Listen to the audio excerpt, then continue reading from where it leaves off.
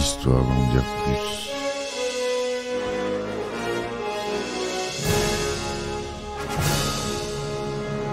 Eh ben attendez, on est en France. Allez, cul sec.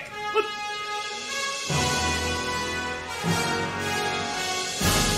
Personne ne veut le croire et pourtant c'est vrai, ils existent, ils sont là, tarnatata. Non. Il faut qu'on pète.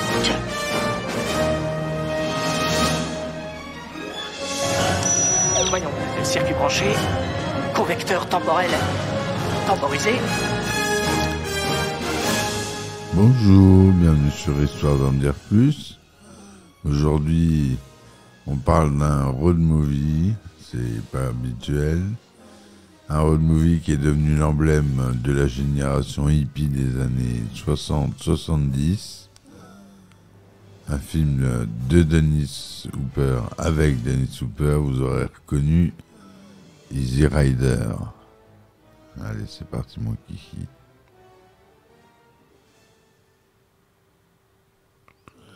Alors Easy Rider, c'est un film américain réalisé par Dennis Hopper qui est sorti en 1969.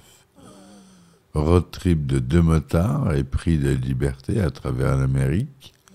Le film est en 1998 sélectionné pour la conservation par le National Film Registry, la bibliothèque du Congrès, pour son apport significatif au cinéma américain et à la culture des États-Unis. Il s'agit de la première réalisation de l'acteur Dennis Hopper, qui coécrit le scénario avec Peter Fonda et Terry Southern.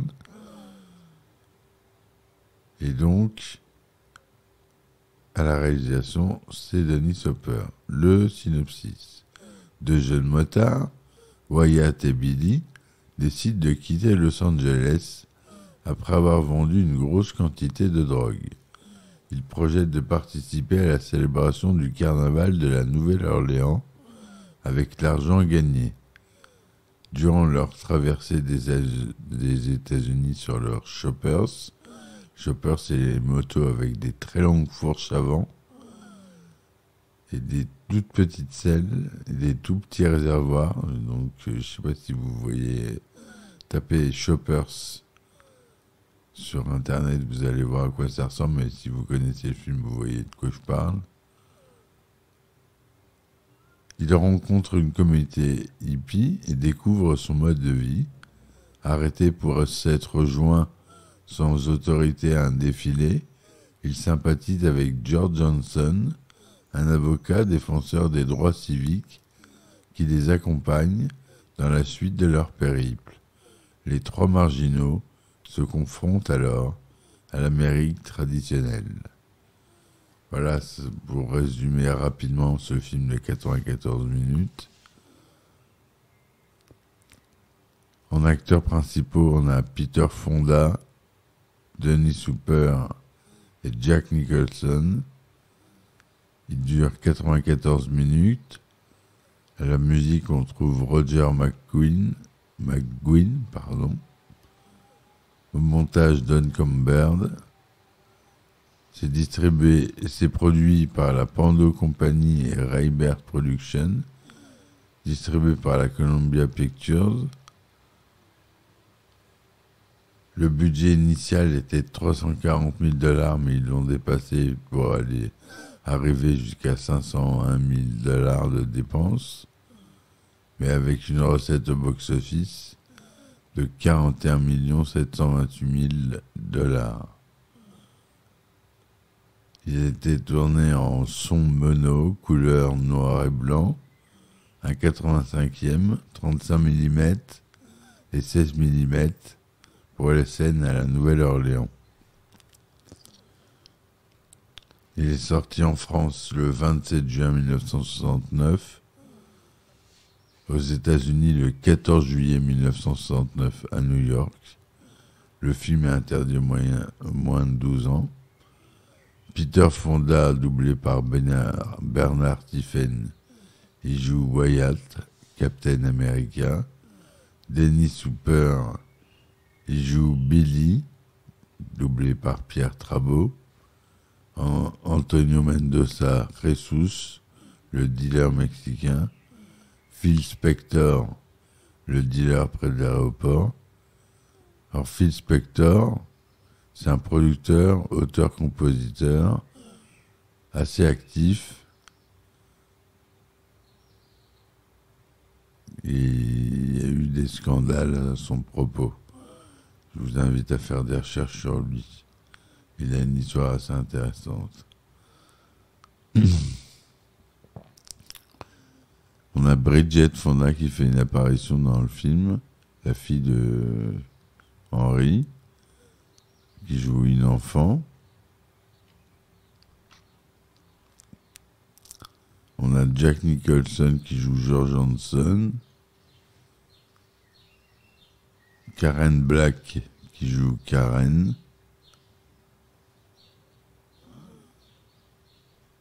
Chanteuse. Selon l'interview du réalisateur Dino Risi, disponible dans les bonus du DVD du film italien Le Fanfaron, Il Sol Paso, c'est le visionnage de son film par Dennis Hopper qui a fait naître chez le réalisateur américain l'idée d'un road movie qui deviendra Easy Rider. Pourtant, l'impulsion originale vient de Peter Fonda qui, lors d'une promotion d'un film à Toronto, fin 1967, a l'idée de ce road trip avec deux mecs, des motos, du sexe, de la cam et des bouseux en pick-up qui les flinguent, selon ses dires. Sex, drugs and rock'n'roll, devise du film, deviendra célèbre. Il téléphone à Dennis Hopper, qui trouve l'idée géniale et revendiquera ensuite, pendant des années, l'idée du film. À l'origine, le film devait s'intituler The Loners, les solitaires. Malgré leurs origines bourgeoises, les deux acteurs, dans la trentaine, survolent le mouvement Peace and Love d'alors, avec leur look débraillé, cheveux longs et pantalons déchirés. Ils se mettent en quête d'un producteur et finissent par intéresser Bert Schneider, fils du patron de Columbia Pictures. Le budget initial alloué pour la production est de 350 000 $, somme dérisoire pour un film. L'idée du film et la production étant acquis, il trouve alors un scénariste en la personne de Terry Southern qui modifie le titre du film en Easy Rider. Rip Torn est d'abord choisi pour incarner George Hanson, mais ayant pris de la drogue, il se bagarre avec Dennis Hopper et se voit remplacé par Jack Nicholson. Lorsque le tournage débute en février 1968, en plein carnaval à la Nouvelle-Orléans, les débuts sont déjà chaotiques. Dennis Hopper, qui vient d'apprendre que sa femme le quitte, est totalement hors de lui, insultant tout le monde jusqu'à entraîner la révolte des techniciens, puis le départ d'une partie de l'équipe. Le scénario n'est pas complet et Terry Southern n'est plus là. La suite du tournage se passe au Nouveau-Mexique, puis au Texas, ainsi que dans d'autres endroits du pays. Le travail reste toujours aussi brouillon. Seul Jack Nicholson connaît son texte. Les motos, des Harley-Davidson Panhead, sont personnalisées en chopper par l'accessoiriste du film, qui en avait acheté 3 en mauvais état pour les transformer de façon méconnaissable. Une des motos sera détruite pour la scène finale, les 2 autres volées et démontées pour les pièces. À la fin du tournage, Dennis Hopper pense avoir entre les mains un chef-d'œuvre. C'est Peter Fonda qui supervise pendant 2 mois le montage avec Duncan Byrne, alors jeune monteur débutant. Ils en sortent un film de 4h30, logiquement refusé par le producteur. Le film est une nouvelle fois découpé pour finalement arriver à 94 minutes.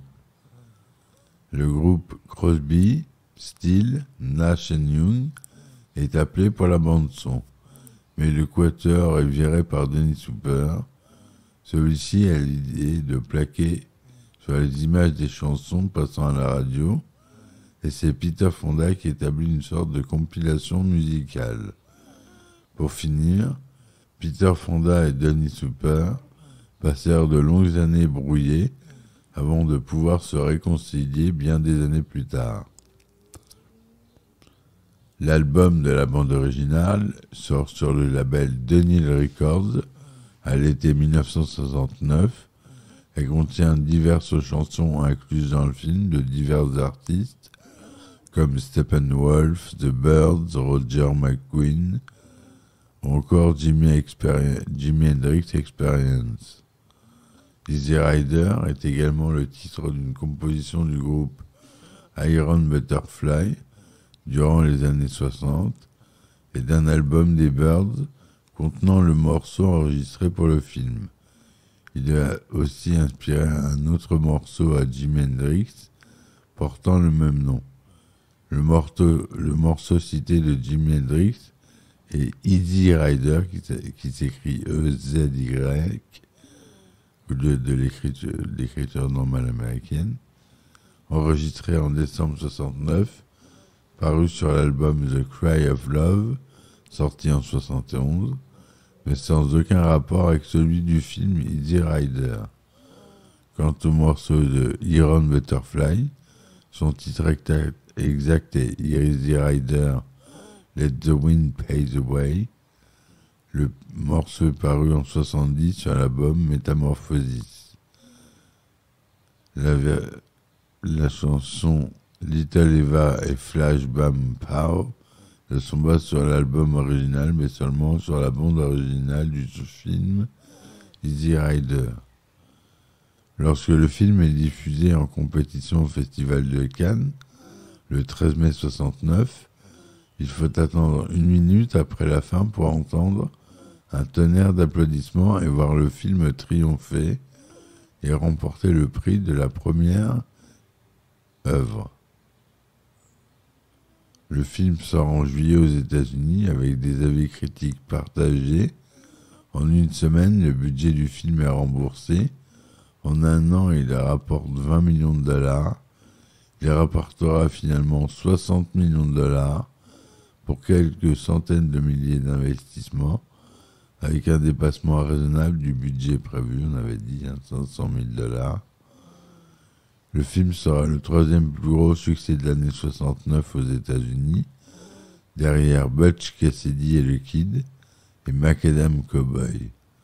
Dans sa dernière interview donnée au magazine Première, Peter Fonda raconte que quand il a rencontré Groucho Marx, il avait découvert que celui-ci était fan du film.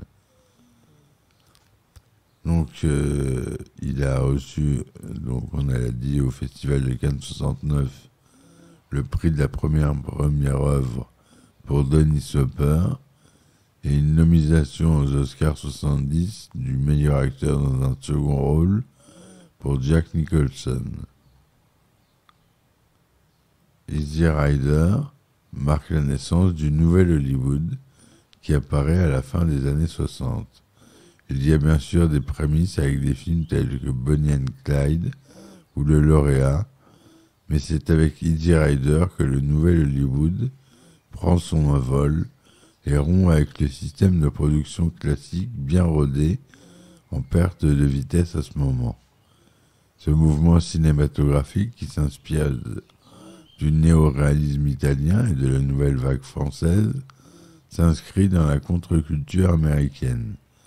Les jeunes réalisateurs américains s'emparent du principe de liberté mis en avant par la nouvelle vague, par la prise au pouvoir des réalisateurs sur les studios. Cette construction du récit et cette esthétique de l'image nouvelle vont influencer en retour le cinéma européen. Le cinéma du nouvel Hollywood devient le cinéma des réalisateurs et non celui des producteurs, un cinéma qui renoue avec le 7e art et refuse le système de production de divertissement. Cette tendance émane également du succès financier du film. Ce succès était immédiat dès sa sortie et pour moins d'1,5 million de dollars dépensés, Le film rapporte 40 fois la somme en un an. Tous les producteurs hollywoodiens souhaitent un film avec la contre-culture, la drogue ou la liberté, puisque le concept rapporte. L'influence dans la mode des années 60 des deux tenues de motard de Peter Fonda et Dennis Hopper est considérable aux États-Unis et en Europe. Le blouson avec le drapeau américain dans le dos de Fonda ou la veste à franges de Hopper sont ces années-là maintes fois repris. C'est devenu très célèbre. Tout le monde a cette image du manteau à franges et du blouson en jean avec le drapeau américain. En 2008, Hopper déclare à propos de son film « La prophétie d'Easy Rider était d'avoir mis tout notre argent dans le réservoir d'essence marqué du drapeau américain qui a fini par exploser au bord de la route. Nous ne pensions pas alors qu'il y aurait des problèmes d'essence. » Voilà. Il avait déjà conscience, à l'époque en 2008, on avait déjà conscience des problèmes de carburant. Et voilà, une belle fin pour ce film vraiment génial. Je vous conseille vraiment d'aller le voir.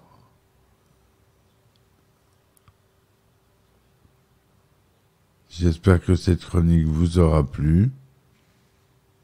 N'hésitez pas à écouter les autres podcasts.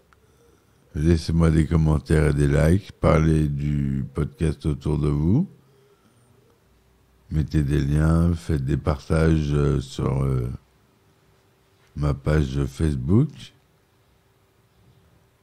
Je vous dis merci. À bientôt pour un nouveau podcast. Histoire d'en dire plus. Merci, bonne soirée et ciao ciao.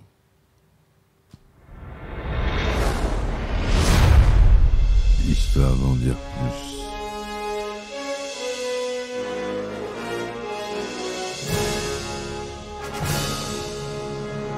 Eh ben attendez, on est en France. Allez, cul sec. Hop.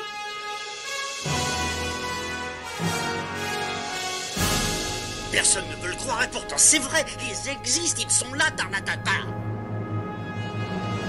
Non. Il faut qu'on pète.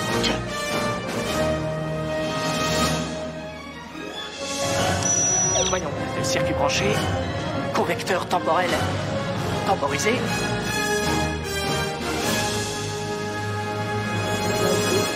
How do you install the natural and it is extremely easy. The two links are down below in the description. Check out the creators for truly amazing mods. But anyways, the very first thing you want to do is go to RandTheftAuto.com and then select Grand Theft Auto V on the bottom left. And then you can check the actual Evolved. I think the Evolved version is beautiful and I highly recommend downloading that. So you're going to go ahead and click here and then simply click download. And as you can see in the bottom left hand corner, it is downloading. And as you can see, it will allow gigabytes. But anyways, we can close any of these two tabs now. From here, you also want to download OpenID, and link is down below in the description as well, and that will pop up. So let's go ahead and set up OpenID. So the very first thing we do, of course, is select English, and then it will say terms,